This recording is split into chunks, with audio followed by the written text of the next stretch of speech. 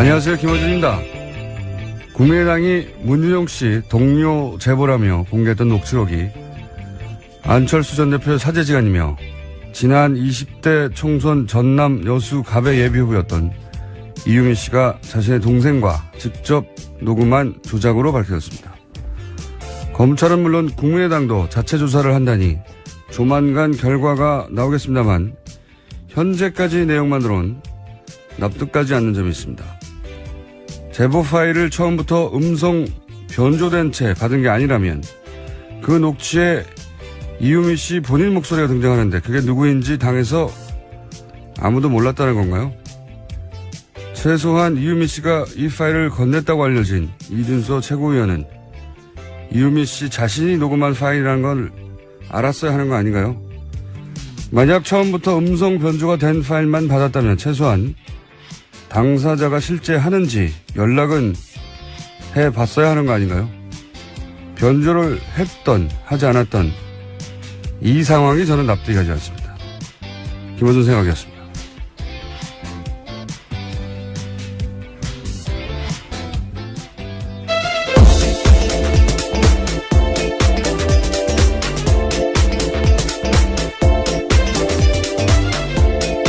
시사인의 김은지입니다. 뭐 여러 가지 의혹이 있지만 저는 이게 변조를 했냐 하지 않았냐, 예, 에 따라 달라질 것 같긴 한데 변조를 하지 않았다면 목소리가 이유미 씨 목소리라는 걸 알았어야 되는 거 아닙니까? 그죠? 네, 그죠. 동생과 대화했던 내용이라고 하니까요. 본인이 이유미 씨가 직접, 등장합니다. 예, 본인과 동생이 등장하는데 그러면 이제 이유미 씨 본인 목소리니까 변조하지 않았으면 이 파일을 처음 받았던 국민의당 관계자, 지금까지는 이제 이준서 최고위원으로 알려진 것 같은데, 이준서 최고위원은 알았어야 하는 거 아니야, 이거죠, 최소한. 당사자만. 이미 씨 목소리니까. 그리고 처음 변조를 했으면, 들고 온 사람한테 이 목소리에 등장하는 이 증언하는 제보자가 누구냐, 알아봤어야 할 것 같은데 말이죠. 최소한의 신빙성 확인은 있어야 될 만큼 큰 자료이기 때문에요. 네. 이렇게 생각할 수밖에 없는 게 당시에 그 기자회견 5월 5일날 기자회견을 보면 녹취 파일을 음성 변조하지 않은 채 받은 것으로 그렇게 짐작할 수 있는 기자회견 내용이 나오거든요. 잠시 들어보시겠습니다. 예, 말씀드린 것처럼 판스스 대학원을 같이 다녔던 아주 가까운 사이입니다. 좀 통화를 하신 건가요, 국민의당으로? 예, 국민의당에서 직접 통화했고 본인이 이 내용에 대해서 언론의 보도에도 했다. 그리고 또 본인이 문준용 씨와는 2년 정도 같이 미국 유학하면서 별별 얘기를 다 들었다. 네. 직접 통화했다는 내용도 나오는데 이건 사실이 아닌 것으로. 2년 동안 같이 있었다라는 이야기도 전혀 사실이 아니죠. 네.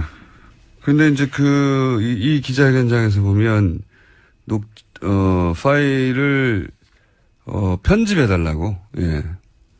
누군지 특정할 수 없도록 편집해달라는 내용이 나오거든요. 네.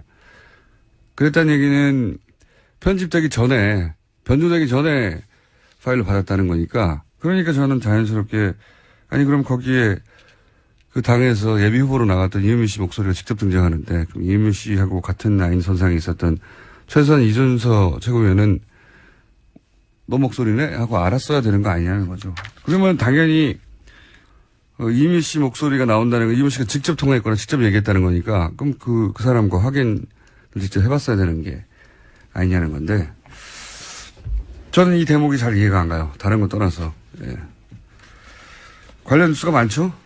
네, 죄송합니다. 국민의당은 이유미 씨의 단독 범행이라고 선 그었는데요. 이 씨가 전화기 세대를 동원해서 카카오톡 내용을 조작하고 전화통화까지 지원했다고 주장하고 있습니다. 또 이준서 전 최고위원에 대해서는요. 제보자가 이유미 씨라고 검찰에 알린 사람이 이준서 전 최고위원이기 때문에 조작 사실 알고도 그랬겠냐라고 선을 그었습니다.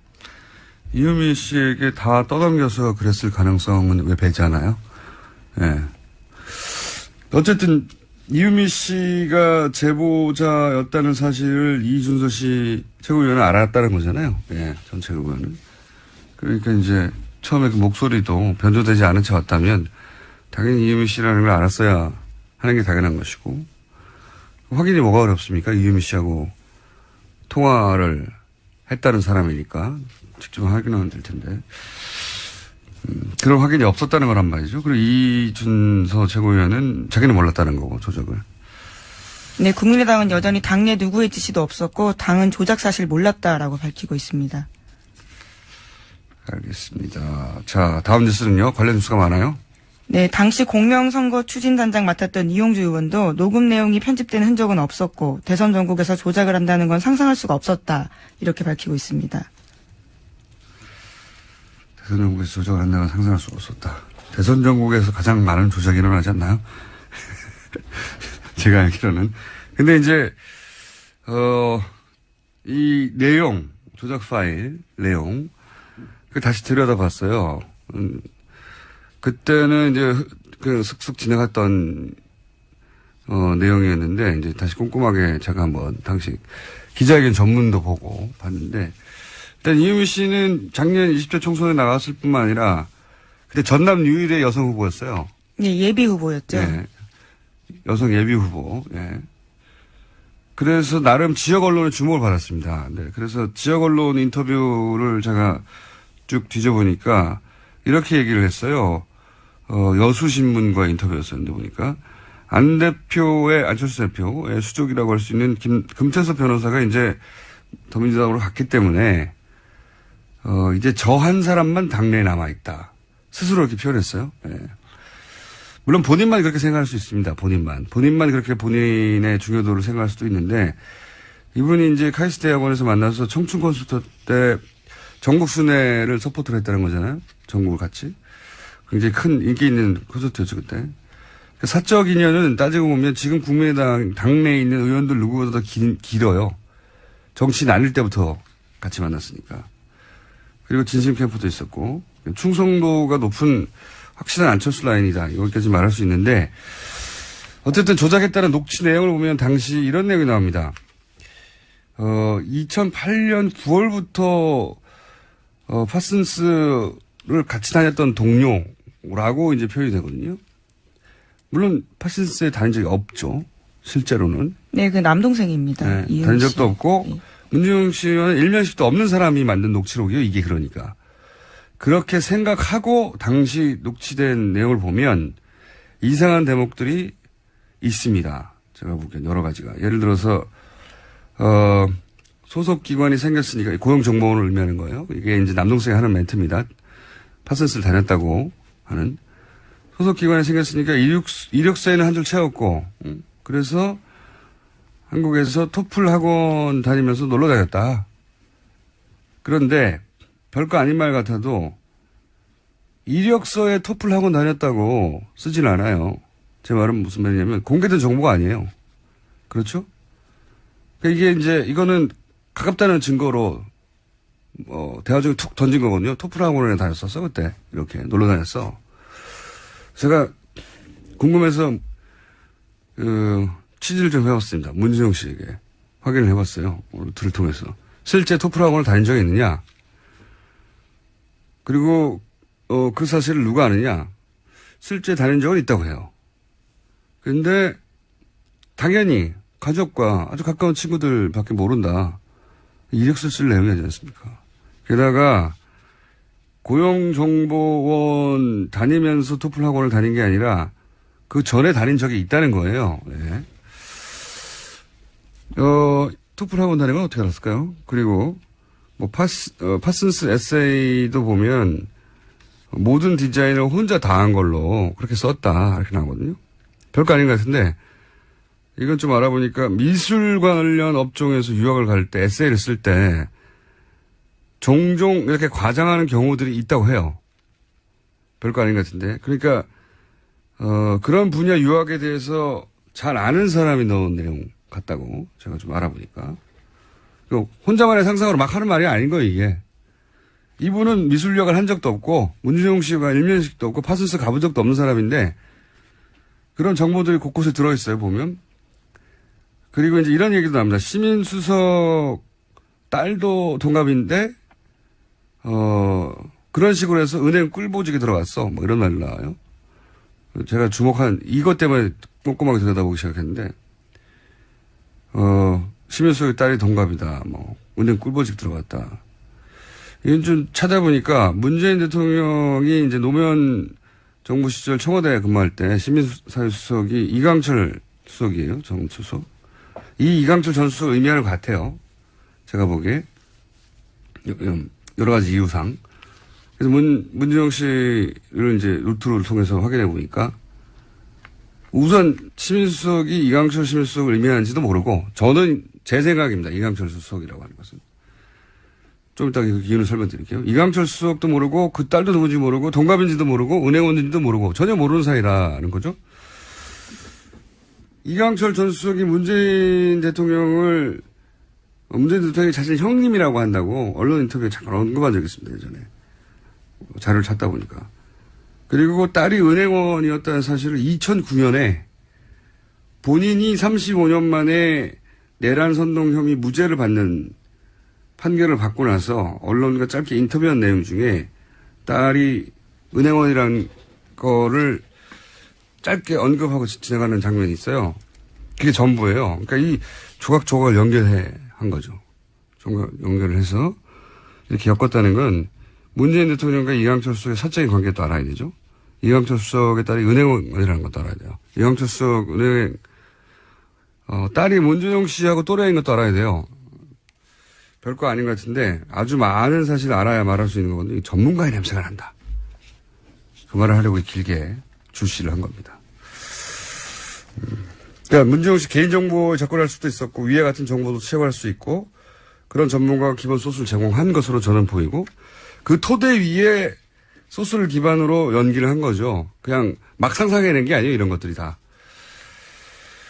자, 그 소스를 어디서 받았는지 거기에 중요한 단서도 있다. 이런 얘기를 하고 너무 길게 했나요? 예. 네, 문준용 씨를 직접 취재하셨다고 해서 깜짝 놀랐습니다. 궁금하잖아요. 저는 궁금하면 꼭 알아봐야 되거든요. 자, 이상한 사건입니다. 그리고 그 녹취록도 그냥 나온 게 아닙니다. 보니까. 자, 관련 뉴스가 또 있습니까?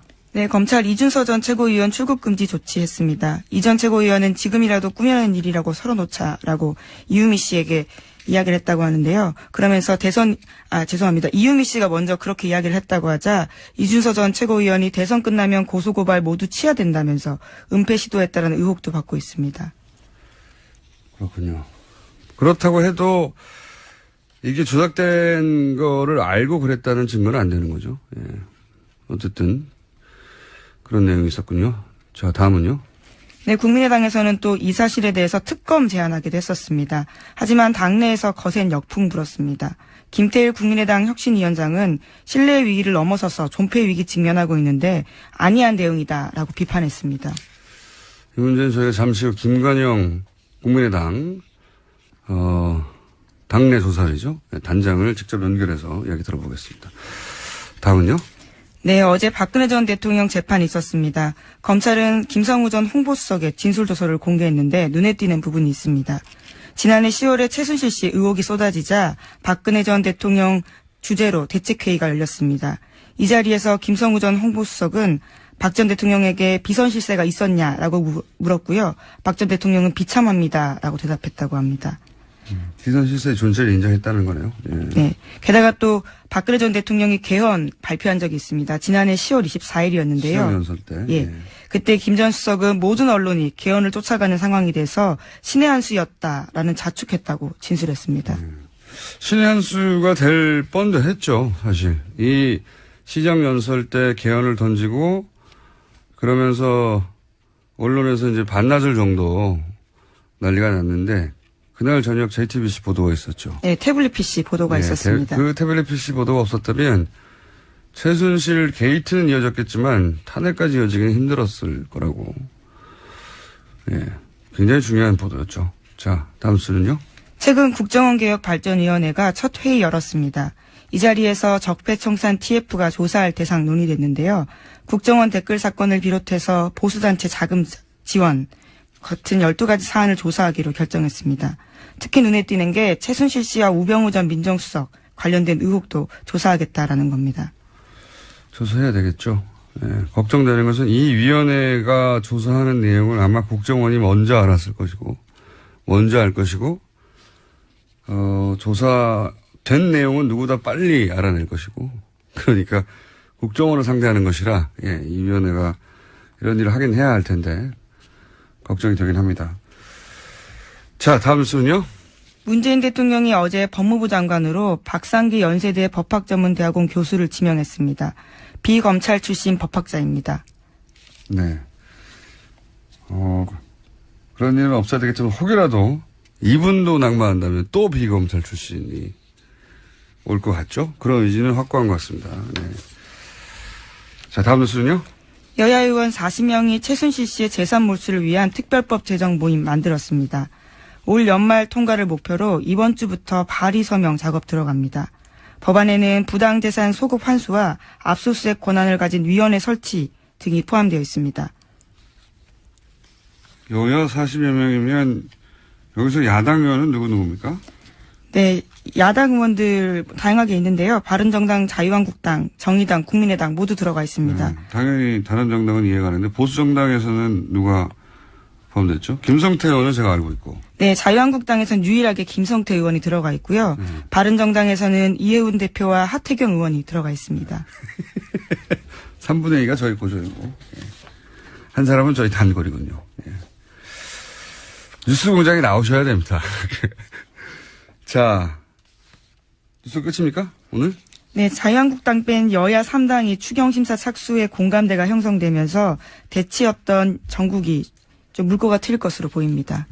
추경은 사실 역대 한 번도 통과되지 않은 적이 없어요. 근데 통과는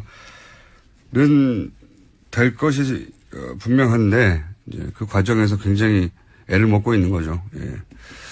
오늘 여기까지 해야 될 것 같은데 여하간 오늘 중요한 내용 주시하는 것은 그겁니다. 그냥 혼자 막 상상으로 한 게 아니다, 이유미 씨가. 거기에 툭툭 던져지는, 내용들, 그런 건 소스를 보고 한 것이 그 소스는 본인이 만들 수 있는 수준이 아니다. 소스가 어디서 왔느냐. 이것도 꼭 따져봐야 된다. 여기까지 하겠습니다. 시사인의 김은지였습니다. 감사합니다. 국민의당이 자체적으로 진상조사단을 구성했습니다. 진상조사단 단장 김관영 의원 전화 연결되어 있습니다. 안녕하십니까? 네, 안녕하세요. 김관영입니다. 아주 곤혹스러운 임무를 맡으셨습니다. 예. 네, 아주, 맡고 싶지 않은 일입니다. 조사단은 몇 분이고,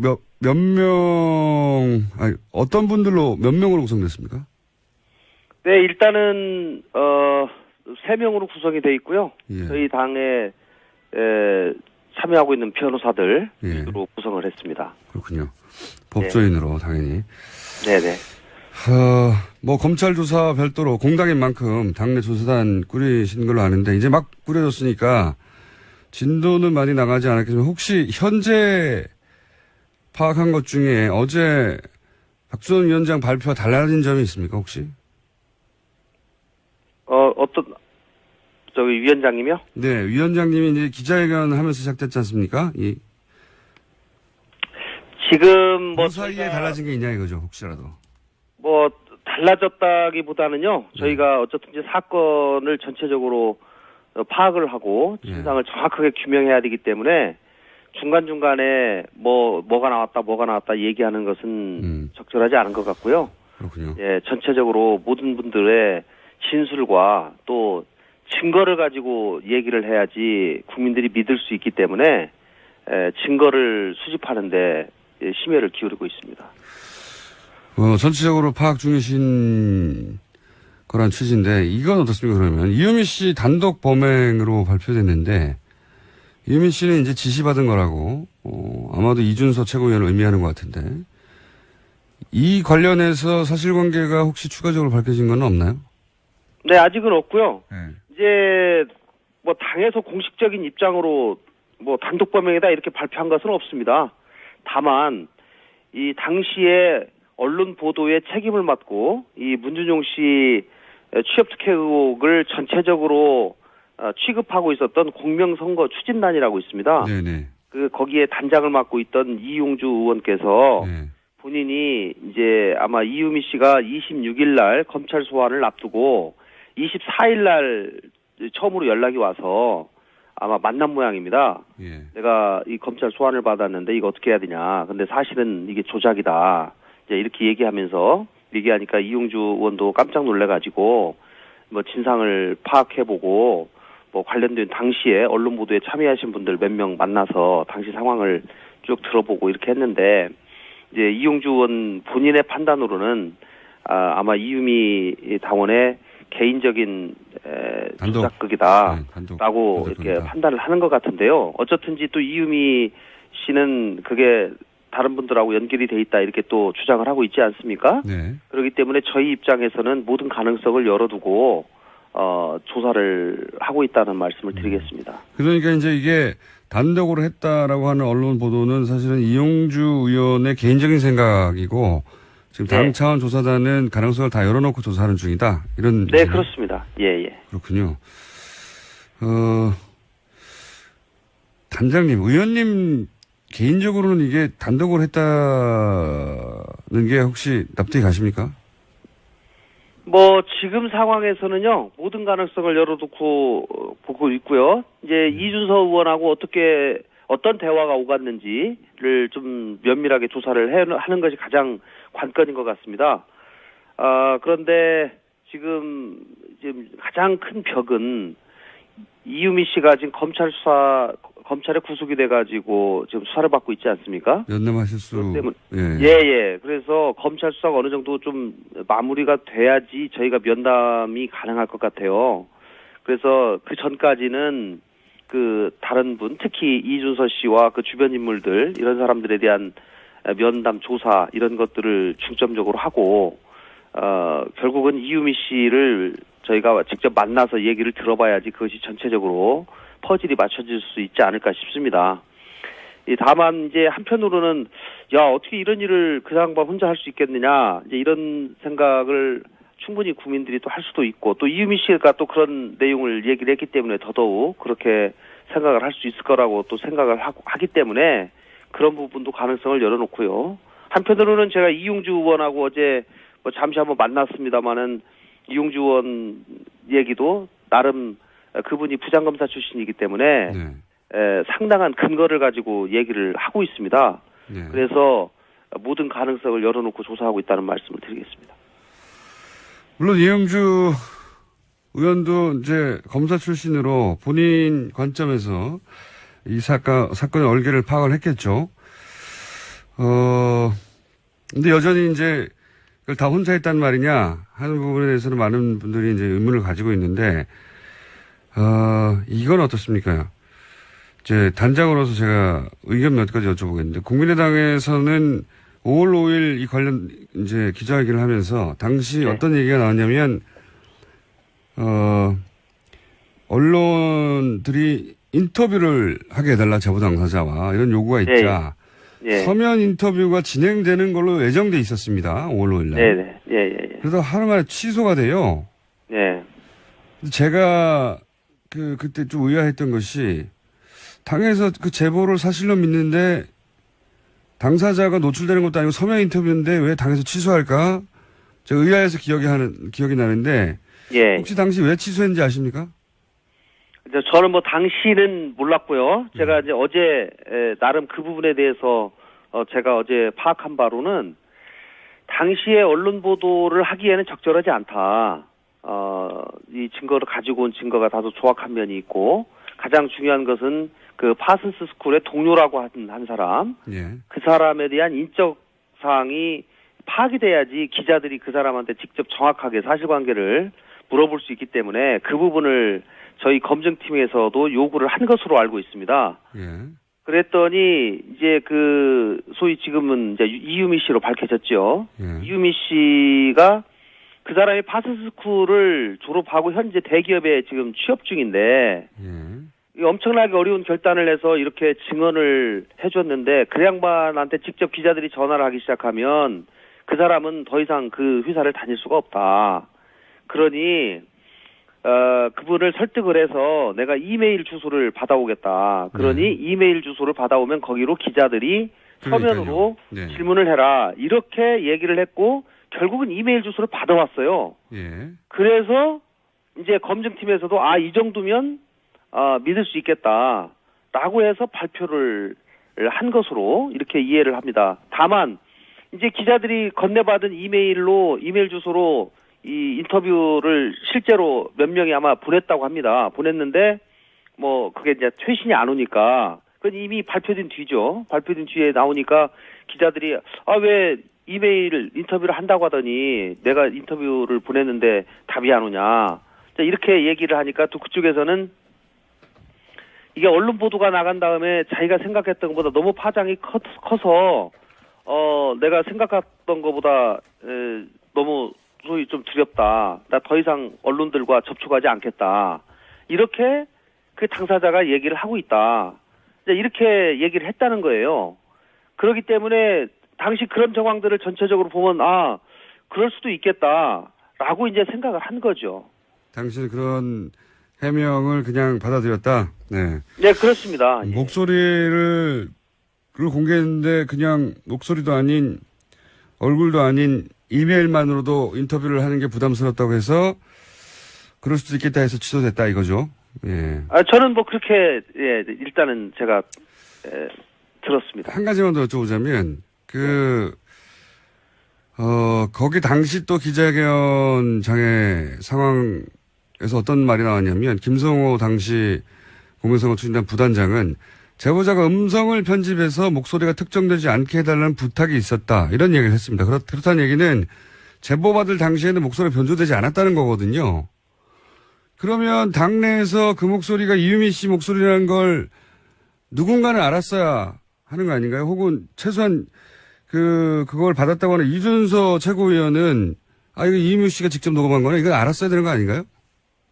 글쎄요. 뭐 그거는 제가 정확하게 그 부분까지는 뭐 파악을 안 했습니다만은 그 부분도 제가 한번 파악을 해보겠습니다. 예.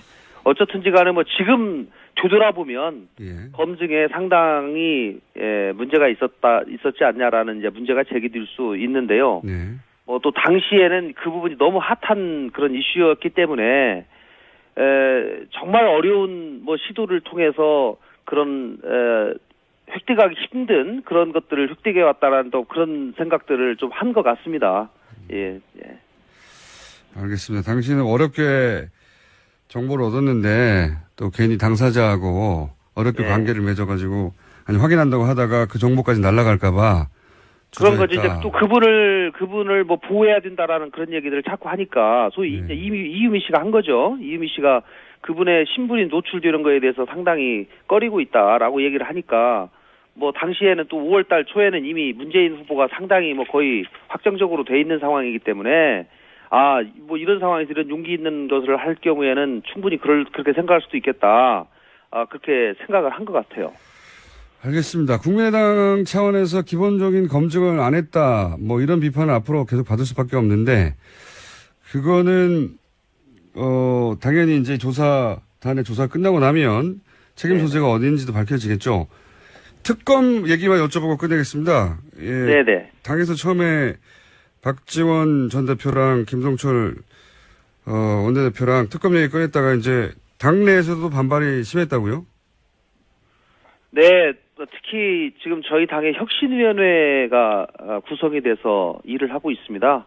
혁신위원회에 계신 분들이 특검 주장은 오히려 지금 현재 이미 박수선 비대위원장이 사과를 했는데 그 사과를 오히려 약화시킬 가능성이 있고 특검 주장하는 것이 물타기로 보여질 가능성이 있기 때문에 적어도 지금에 대해서는 지금 상황에서는 특검 주장하는 것은 맞지 않다라고 이제 혁신위원회에서 발표를 했고요.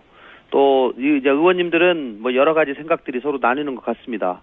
그런 상황이기 때문에 저희가 어제 의원총회를 했습니다만 당론으로 정하지는 못했고요. 저 개인적으로는 뭐 지금 상황에서 특검 주장하는 것이 오히려 저희가 물타기 하려고 하는 거 아니냐라고 하는 그런 의심을 괜히 자초할 이유가 없다. 그렇기 때문에 이미 이 사건에 관해서 검찰의 수사가 이미 진행되고 있기 때문에 검찰 수사에 철저히 협조해서 진상이 정확하게 규명되도록 하고 뭐 특혜 의혹은 그 나름대로 별도의 절차를 통해서 진실을 규명하면 된다 이렇게 생각합니다. 알겠습니다. 안철수 전 대표가 조작은 몰랐다고 해도 그래도 이 사안에 대해서는 정치적 도의적 책임은 있는 거죠? 뭐 정치적 도의적 책임은 결국 국민들의 판단 몫이고요. 본인께서도 여러 상황을 고려해서 적절한 입장 표명을 하지 않을까 싶습니다. 예. 네, 정치적 도의적 책임에 대해서 뭐 국민들도 판단하겠지만 안철수 전 대표도 판단해야 되고 당에서도 판단해야 될 것 같은데 이 문제는 네. 뭐 저희가 입이 10개라도 할 말이 없는 문제고요. 저도 대단히 참담하고 창피합니다. 그리고 당의 온 구성원이 국민들께 사죄해드릴 일이기 때문에 당의 구성원인 안철수 대표도 이 부분에 관해서는 지금 상황에서 똑같은 생각을 가지고 있을 것이라고 생각하고요. 다만 정확하게 진상이 어느 정도 밝혀진 다음에 안 대표께서는 입장 표명을 하는 것이 뭐 저 개인적으로는 좀 맞지 않나 이렇게 생각합니다. 알겠습니다. 오늘 여기까지 듣고요. 유의미한 결과가 나오면 다시 연결하겠습니다. 네, 감사합니다. 감사합니다. 지금까지 국민의당 진상조사단 단장 김건영 의원이었습니다.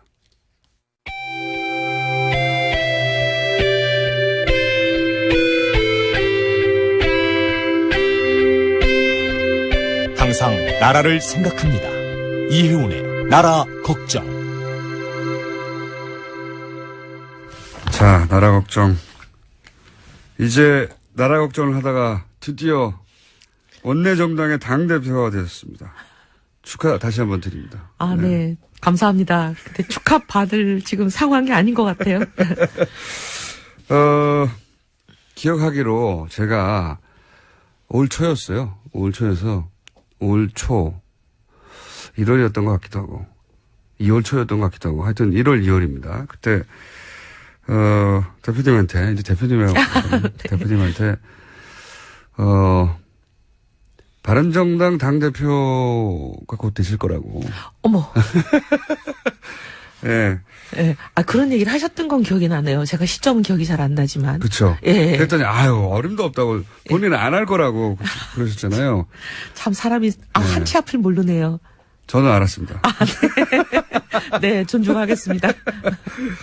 당대표가 되실 이제 시대 흐름이라고 제가. 예. 이 완전히 십자가의 길입니다. 본인이 당대표로 현충원에 가서 참배하고 이런 그림을 금방 그려보지 못하셨죠. 그러니까 네. 얼마 안 했죠. 곧 그렇게 될 거라고 생각 안 해보셨죠. 아, 사실 진짜 선거 마지막 날까지도 그 다음날 생각을 못했어요. 경황이 하나도 없어가지고.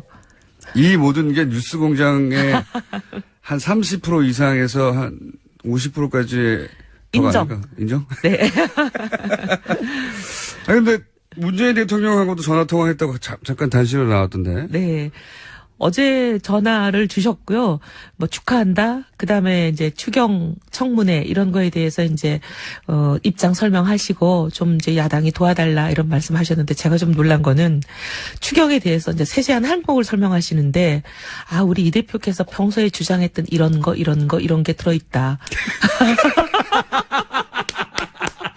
평소에 주장했다. 그러니까 제가 뭘 주장했는지 워딩을 다 누가 챙겨드렸나 봐요. 그래가지고 귀하가 이런 걸 주장하지 않았냐, 저런 걸 주장하지 않았냐, 그것도 여기 들어있다 이렇게 말씀하시는데 사전 조사를 한 다음에 이 청와대 참모진이 정말 보통 아닙니다. 강적입니다. 참모진이 아니라 본인이 직접 했을 수도 있어요. 아, 그래요? 예. 대통령이 그렇게 시간이 있으실까요? 근데 제가 알기로는 보고서는 하나도 안 빼고 다 읽는다고. 네. 그래가지고 제가 순간 조금 당황했습니다. 근데 이제 이렇게 말했는데 좀 도와주시지 이거 아닙니까 한마디로. 네, 그런 거죠. 네. 그래서 사람 도망 못 가게 딱 잡으시는 거죠. 사실 저는 처음부터 이제 추경에 대해서 심사하자 그리고 그러셨죠. 이제 네, 뭐 그런 거긴 한데 예. 그래서 또 대통령이 그렇게까지 또 말씀하시는데 저도 또 이제 성의를 보여드려야 되잖아요. 심사는 하되 그 중에 항목별로 조정하자 그렇게 조정하자는 말씀드렸고 말씀하셨죠. 예. 그다음에 그때 어제 통화였으니까 내일 출국하시는데 잘 다녀오시라는 말과 함께 저희가 그때는 이제 어제니까 오늘이라고 표현을 했죠. 오늘 아침 저희가 이제 최고위원회에서 이렇게 입장을 표명했습니다. 우리 대한민국의 대표로 대통령께서 나가서 정상외교를 하는 동안에 여야가 일치 단결해서 어쨌든 외교에는 여야가 없다 이걸 좀 보여드리는 차원에서 대통령 나가 계시는 동안은 대통령에 대한 뭐 정쟁 공격 이런 건 자제하자. 우리부터 자제할 테니까 다른 야당도 동참해달라. 이런. 좋네요, 스탠스. 저희가 그렇게 했거든요. 그래서 그 얘기를 대통령께 들었더니 너무 좋아하시더라고요. 없을 때는 뒤통수 안 치게 이거잖아요. 네. 근데 그거는 좀 옛날부터 그런 생각을 했었어요. 네. 돌아오시면 또 얼마든지 또 대통령께 이런저런 얘기할 세월이 한 세월이 많은데. 앞에 세워놓고 뺨을 때리더라도 뒤통수는 치지 않겠다. 네. 자유한국당도 거기 동의했나요? 아무 반응이 없습니다, 아직. 그래도 대통령 뭐 다녀오셔서 네. 뭐 성과 결과도 설명하실 겸 청와대로 한번 초청하겠다 이렇게 말씀하시고 좋게 끊었습니다. 당대표 되실 때 김무성 전 대표가 자리에 안 왔다고 해가지고. 네. 시끄럽죠? 네. 당대표, 이혜원 당대표 되는 거를 마음에 안 들어 한다. 그랬더니 이제 의원님 다른 곳에서 한 인터뷰를 제가 얼핏 봤어요. 네. 그럴 뿐이 아니다. 네. 네. 통이 큰 분이시고. 그게 이제 공식적인 답변이고. 그게 공식적인 답변이고. 그분이 뭐랄까요. 썩 유쾌한 건 아닌 것 같아요, 지금 상황이. 어제 사실 만나뵈러 갔습니다. 네. 그래서 그냥 뭐 약속 정하고 그렇게 가지 않고 네. 그냥 무조건 방 앞에 가서 기다리는 작전으로 네. 저 가서 말씀드렸더니 이제 그 직원들이 있잖아요. 직원들한테 제가 와서 기다립니다. 말씀 좀 올려주세요. 했더니 이제 금방 들어오라고 하셔가지고. 앞에 왔는데 어떻게. 예. 그래가지고 이제 뵀는데 뭐 그동안 이제 선거 때 여러 가지 헛소문 퍼뜨리는 사람들이 많았거든요. 이제 그 헛소문 들으셨는지 그거 사실 아니다 이렇게 정리해 주시고 그다음에 여러 가지 또 뭐 오해 있었던 것도 좀 풀고 그다음에 이제 앞으로 이렇게 잘하라.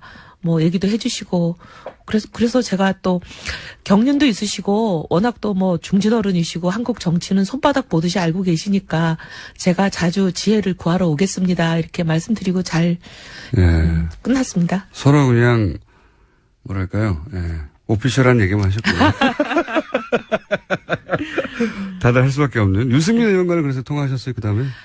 통화를 할 형편은 정말 이게 극한 직업이돼요. 뭐 거의 1, 2분을 시간이 나질 않아요. 당대표. 네. 네.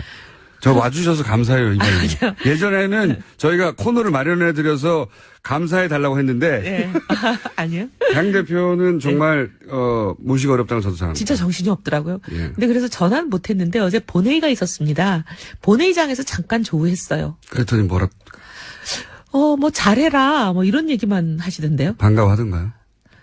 저거 내 자리인데. 내가 대선 후보에 나가는 바람에. 그런 얘기 없었고요. 예. 그런 얘기 하시겠어요. 그런 생각도 안 하실 텐데. 이제 대표님이 생각하시는 앞으로의 첫 번째 과제. 그러니까 뭐 추경이나 이런 건 당연히 예정된 수순이고 네. 그거 말고. 네. 스케줄은 없지만 이게 내가 앞으로 꼭 가장 먼저 해결할 우리 당의 과제다. 이게 지지율이요. 지지율. 예, 지지율이 제일 사실 모든 길은 로마로 통하는 게 아니라 모든 길은 지지율로 통하니까. 모든 정치는 지지율로 통하죠. 예. 예. 아니 뭐 당내 화합이다 뭐다 이것도 결국 지지율 문제지. 많은 사람들이 뭐 인간관계가 틀어져서 뭐 당을 나가니 많이 이렇게 이해하시는데 인간관계 엄청 좋아도요. 이 지지율 떨어져가지고 본인 이 주판을 튕겨보고 이해관계 달라지면 그렇죠. 또 인간관계 소용이 없는 그런 게 정치권 같아요. 정치권에서는 재산이 지지율이거든요. 예, 그래서 지지율 올리는 게 어쨌든 뭐 제 목줄인데 뭐 방법이 아무리 생각해봐도 여기 자주 나오셔야 됩니다. 뉴스공장에. 생각해보니까 결국 저희가 20석 가지고 지금 캐스팅 보트를 할 수 있는 상황도 아니고 결국은 우리가 선명하게 뭘 하겠다. 우리의 비전은 뭐고 어떤 가치를 추구하는 사람들이고 우리가 믿을 만한 사람이다. 이런 것을 차근차근 보여드리는 수밖에 없지 않나. 좀 어떻게 보면 답답한 소리 같지만 그래도 이게 왕도 같아요. 그리고 뉴스공장에 자주 나오시고요. 고정으로는 못 나오신다는 건 저도 이제 받아들이는데 네. 자주 좀 나와주십시오. 최선을 다하겠습니다. 네. 네. 이 정치권에서 대표님만큼 뭐랄까요? 어떤 사안에 대해서 그냥 확 말해버리는 분이 드물거든요. 저희 사고 뭉치라는 뜻이네. 저희 뉴스공장에서도 확 말해버리신 게 많잖아요. 네. 말하고 나서 나가시면서 내가 그 말을 왜 했을까 하더라도. 이 성격은 평생 가다 안 고쳐지나 봐요. 네. 이 소위 뭐 페인트 모션 이걸 평생 못하는 게 제가 참. 네. 이 코너에 나오면 그리고 당 대표가 됩니다. 다음 바른정당에서는 누가 여기 코너에 나올래나? 적절할까요? 어떻게 생각하십니까? 꽂아주고 가셔야죠. 하태경 의원도 좋은 후보고. 하태경 의원을 할까라고 제가 얼핏 언급했더니 어제가요? 했더니 안 된다는 문자가 300개 나왔어요. 아, 그래요? 아니면 문자가 많이 온다고 해서 저희가 네. 누굴 하고 안 하고는 안 하지만. 예. 그래도 뭐 그러면 또 문자 주시는 분들께 방송에 공개 모집을 하시죠. 누가 좋겠냐 추천해달라. 바른정당에서는 네. 이혜원 의원님이 이제 매주 못 나오기 때문에 대표님이 물론 뭐 사안이 있을 때마다 저희가 직접 모시기도 하긴 하겠지만 고정으로 못 나오니까 그다음 바른정당은 누구를 할까. 저희 돌아가서 좀 고민 저도 해보겠습니다. 의논도 해보고. 네. 누구 하나 꽂아놓고 가셔야죠. 아니 거기다가 이좋은 소위 말하면 황금어장을. 그럼 저희가 그분 이제 처음 오셔서 3배수로 이제 한 다음에 네. 인사청문회. 오디션 보실래요? 인사청문회를. 인사청문회. 네. 말을 확 질르나 안 질르나 그거 보시는 거죠? 저 큰일 났어요. 근데 네. 자유한국당은 네. 홍준표 대표가 될 것 같고요. 그렇겠죠? 가능성이 아주 높고요. 네. 될 것 같다고 저는 개인적으로 생각하는 겁니다. 이게 무슨 무시적인 게 아니라 개인적인 생각인데 될 것 같은 가능성이 높다고 다들 보고 있고 이혜원 의원은 바른정당의 당대표고 두 분 제가 본 상극이거든요. 상극. 싸우지 않을까? 두 분 다 제가 아는데 상극에 가까워요. 네. 네. 어떡하죠 이제? 저는 그거를 질문들을 하시더라고요. 네. 인터뷰를 하니까. 아주 상극인데. 그래서 저는 우리 홍준표 전 지사님 같은 분의 근거 없는 막말 정치, 막장 정치에 대해서는 일일이 대응하지 않겠다. 전 대응 안 할 생각입니다. 무슨 말을 하더라도. 네. 그래도 이제 아주 말초 신경을 자극하는 워딩을 또 언론들이 저한테 들이대면서 이 워딩에 대해서 어떻게 생각하냐 생각하십니까? 다 물어보셨는데 뭐 입에 올리고 싶지 않은 워딩들이라 제가 그런 발언에 일일이 대응하지 않겠습니다. 일일이 대응하지 않으셔도 계속 할걸요? 하셔도 뭐 저희는 신경 안 쓰겠습니다. 이제 그분들은 그분들 나름대로 길을 가시고 국민들의 신뢰로부터 점점 멀어져 가는 길을 걷고 계신 것 같은데 우리가 뭐 거기 신경 쓸 거 없을 것 같아요. 알겠습니다. 저희가 이제 각 당의 새로운 당대표들이 다 결정되고 나면 월간 당대표라고 네. 한 달에 한 번씩 모아서. 한 번씩 이렇게 돌아가면서 네. 코너 제목은 당다라당당이라고요. 당다라당당 예. 코너에서 월간 당대표 예. 한 번씩 모실 테니 그때 꼭 나오시고요. 네, 당연히. 우리 네. 홍 전 지사님, 홍 대표가 되시면 네. 어떻게 하시는지 좀 보겠습니다. 국민의당 사태는 어떻게 보십니까? 저는 너무 충격받았어요. 어떻게 이런 일이 대명천지에 21세기 대한민국에서 그걸 너무 놀랐는데 진실이 뭔지 이거는 끝까지 규명이 돼야 될 것 같아요. 한 가지만 여쭤볼게요. 이게 이제 단독이라고 지금까지의 입장으로는 단독으로 한 것이라고 이제 당에서는 이야기하고 있고요. 근데 본인은 자꾸 시켜서 했다고 그러지 않아요? 근데 제가 궁금한 것은 이제 정치판에서 이제 2007년을 겪어보셨고, 예. 2012년을 보셨고, 2017년을 보셨지 않습니까? 서당께 3년이면 풍어를 없는데요. 그러니까. 제가 3년을 4번 된 것 같은데요. 대선판이라는 게 어마어마한 판이잖아요. 네. 그리고 대선판에서 이걸 혼자 조작했다는 게 이게 정말 납득하기 힘들거든요. 저도 좀 그렇게 보는 게 왜냐하면 이분이 그냥 뭐 예를 들면 집에만 계시던 전업주부를 아주 순진무구하신 분이다. 그러면 뭐 이해가 된다. 측면이 있는데 이분이 출마도 몇 번 하셨고 이 당에 또 바라는 것도 많고 이 선거판이라는 걸 겪어보신 경험이 있는 분 같아요. 출마를 하셨으니까. 네, 총선에 예비 후보로 2번 나가셨고. 총선을 해보면 대선도 대충 비슷한 작동 원리가 적용이 되니까 그런 거를 어느 정도 경험해봐서 아는 분인데 누군가로부터 내가 이런 공을 일종의 자기들 입장에선 공이라고 생각했을 공이죠. 텐데 큰 공이죠. 공을 세웠을 때 뭔가를 내락을 받거나 교감을 하거나 뭐 사전 지시까지는 아니었다 하더라도 내가 이런 거를 할 테니 뭐뭐뭐를 부탁한다든지 이런 뭐가 사전에 있지 않고 이런 일이 일어나는 걸 아직까지 본 적이 없어요. 그죠. 대표님 네. 거기까지 하시죠. 대표님인데. 네. 더 나가시면은. 네. 자, 마지막 고정이었습니다. 바른정당 이혜훈 대표였습니다. 감사합니다. 네. 그동안 감사했습니다. 3부에서 뵙겠습니다. 학원을 다닌 게 아니라 그 전에 다닌 적이 있다는 거예요. 네. 토플 학원 다닌 건 어떻게 알았을까요? 그리고 뭐 파슨스 에세이도 보면 모든 디자인을 혼자 다 한 걸로 그렇게 썼다 이렇게 나오거든요. 별거 아닌 것 같은데 이건 좀 알아보니까 미술 관련 업종에서 유학을 갈 때 에세이를 쓸 때 종종 이렇게 과장하는 경우들이 있다고 해요. 별거 아닌 것 같은데. 그러니까 그런 분야 유학에 대해서 잘 아는 사람이 넣은 내용 같다고 제가 좀 알아보니까. 혼자만의 상상으로 막 하는 말이 아닌 거예요, 이게.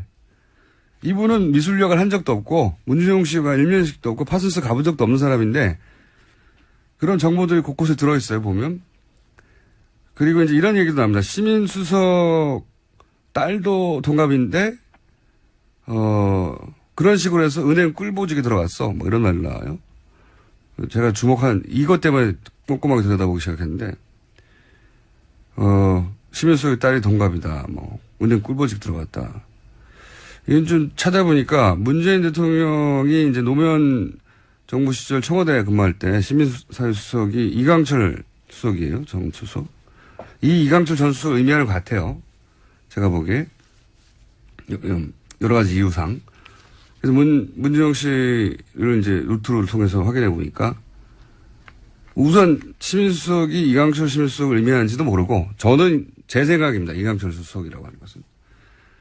좀 이따 그 이유를 설명드릴게요. 이강철 수석도 모르고 그 딸도 누군지 모르고 동갑인지도 모르고 은행원인지도 모르고 전혀 모르는 사이라는 거죠. 이강철 전 수석이 문재인 대통령이 자신 형님이라고 한다고 언론 인터뷰에 잠깐 언급한 적이 있습니다. 예전에. 자료를 찾다 보니까. 그리고 딸이 은행원이었다는 사실을 2009년에 본인이 35년 만에 내란 선동 혐의 무죄를 받는 판결을 받고 나서 언론과 짧게 인터뷰한 내용 중에 딸이 은행원이라는 거를 짧게 언급하고 진행하는 장면이 있어요. 그게 전부예요. 그러니까 이 조각조각을 한 거죠. 연결을 해서 이렇게 엮었다는 건 문재인 대통령과 이강철 수석의 사적인 관계도 알아야 되죠. 이강철 수석의 딸이 은행원이라는 것도 알아야 돼요. 이강철 수석 은행 딸이 문준용 씨하고 또래인 것도 알아야 돼요. 별거 아닌 것 같은데 아주 많은 사실을 알아야 말할 수 있는 거거든요. 전문가의 냄새가 난다. 그 말을 하려고 길게 주시를 한 겁니다. 그러니까 문준용 씨 개인정보에 접근할 수도 있었고 위에 같은 정보도 채용할 수 있고 그런 전문가가 기본 소스를 제공한 것으로 저는 보이고 그 토대 위에 소스를 기반으로 안녕하세요. 김어준입니다. 국민의당이 문준용 씨 동료 제보라며 공개했던 녹취록이 안철수 전 대표의 사제지간이며 지난 20대 총선 전남 여수 갑의 예비후보였던 이유미 씨가 자신의 동생과 직접 녹음한 조작으로 밝혀졌습니다. 검찰은 물론 국민의당도 자체 조사를 한다니 조만간 결과가 나오겠습니다만 현재까지 내용만으론 납득하지 않는 점이 있습니다. 제보 파일을 처음부터 음성 변조된 채 받은 게 아니라면 그 녹취에 이유미 씨 본인 목소리가 등장하는데 그게 누구인지 당에서 아무도 몰랐다는 건가요? 최소한 이유미 씨가 이 파일을 건넸다고 알려진 이준서 최고위원은 이유미 씨 자신이 녹음한 파일이라는 걸 알았어야 하는 거 아닌가요? 만약 처음부터 음성 변조가 된 파일만 받았다면 최소한 당사자가 실제 하는지 연락은 해봤어야 하는 거 아닌가요? 변조를 했던 하지 않았던 이 상황이 저는 납득이 가지 않습니다. 김어준 생각이었습니다.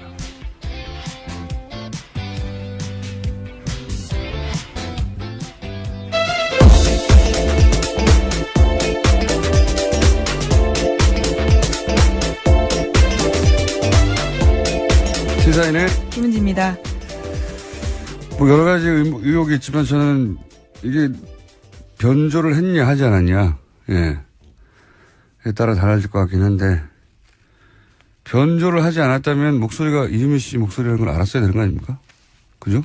네, 그죠. 동생과 대화했던 내용이라고 하니까요. 본인이 이유미 씨가 직접. 등장합니다. 예. 본인과 동생이 등장하는데, 그러면 이제 이유미 씨 본인 목소리니까 변조하지 않았으면, 이 파일을 처음 받았던 국민의당 관계자, 지금까지는 이제 이준서 최고위원으로 알려진 것 같은데, 이준서 최고위원은 알았어야 하는 거 아니야, 이거죠, 최소한.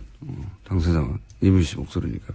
그리고 처음 변조를 했으면, 들고 온 사람한테 이 목소리에 등장하는 이 증언하는 제보자가 누구냐, 알아봤어야 할 것 같은데 말이죠. 최소한의 신빙성 확인은 있어야 될 만큼 큰 자료이기 때문에요. 네. 이렇게 생각할 수밖에 없는 게 당시에 그 기자회견, 5월 5일날 기자회견을 보면 녹취 파일을 음성 변조하지 않은 채 받은 것으로 그렇게 짐작할 수 있는 기자회견 내용이 나오거든요. 잠시 들어보시겠습니다. 예, 말씀드린 것처럼 판스스 대학원을 같이 다녔던 아주 가까운 사이입니다.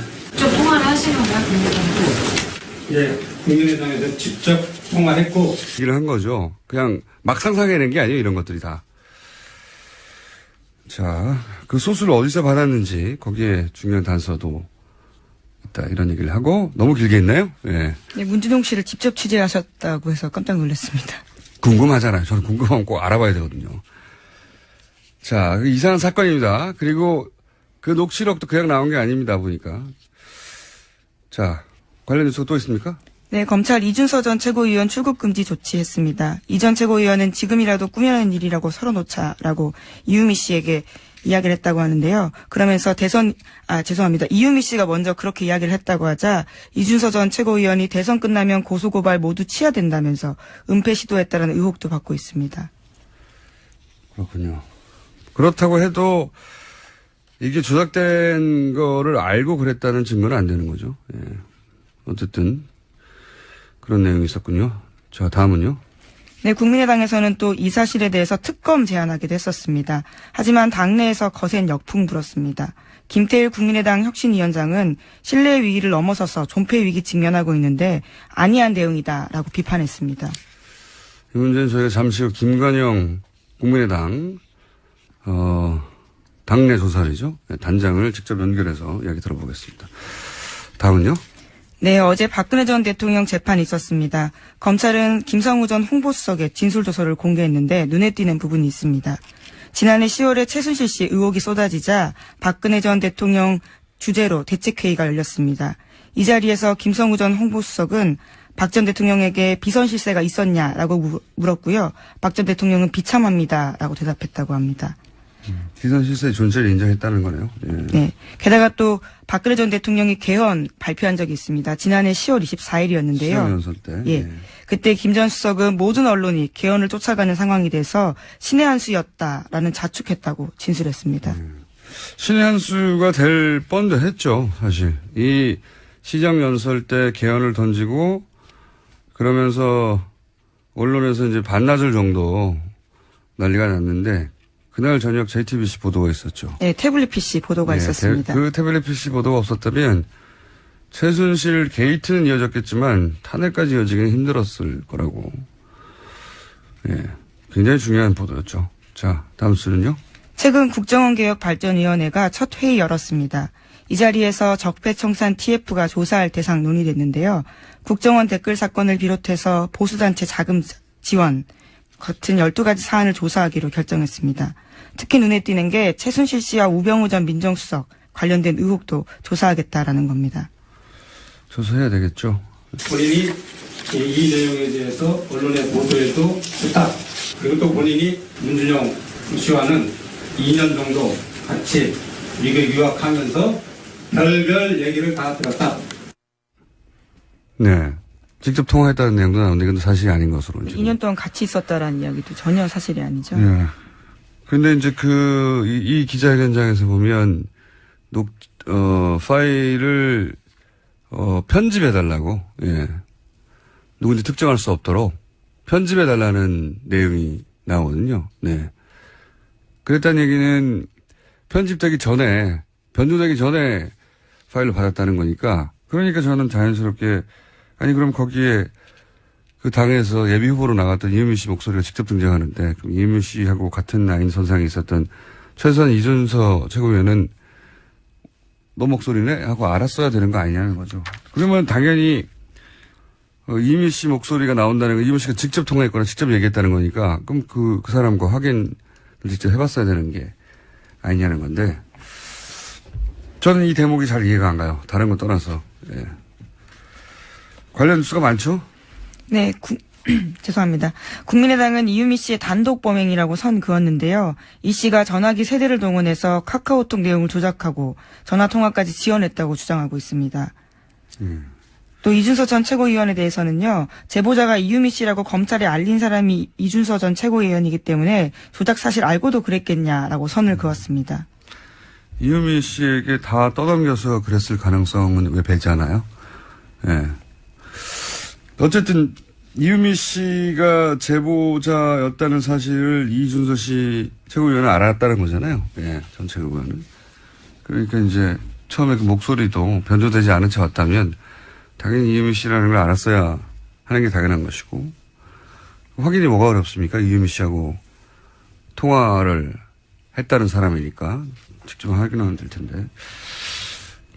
그런 확인이 없었다는 거란 말이죠. 그리고 이준서 최고위원은 자기는 몰랐다는 거고, 조작을. 네, 국민의당은 여전히 당내 누구의 지시도 없었고 당은 조작 사실 몰랐다라고 밝히고 있습니다. 알겠습니다. 자, 다음 뉴스는요. 관련 뉴스가 많아요. 네, 당시 공명선거 추진단장 맡았던 이용주 의원도 녹음 내용이 편집된 흔적은 없었고 대선 전국에서 조작을 한다는 건 상상할 수가 없었다.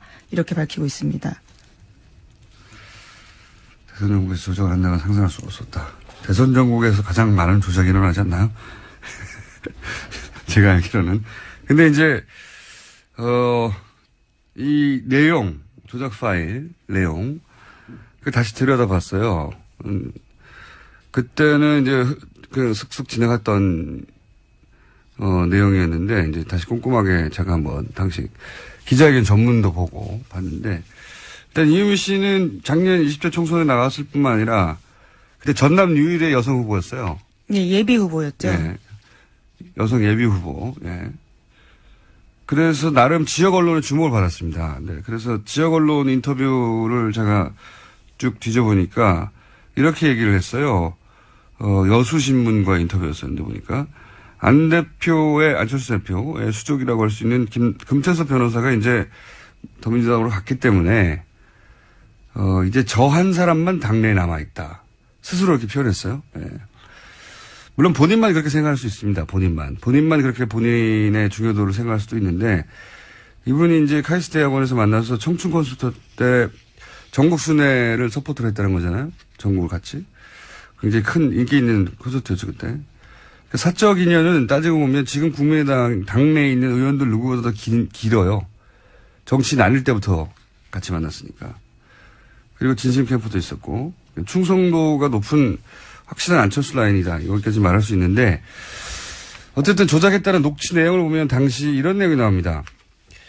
2008년 9월부터 파슨스를 같이 다녔던 동료라고 이제 표현이 되거든요. 물론 파슨스에 다닌 적이 없죠. 실제로는. 네, 그 남동생입니다. 네, 다닌 적도 없고, 네. 문준용 씨와는 일면식도 없는 사람이 만든 녹취록이요. 이게 그러니까.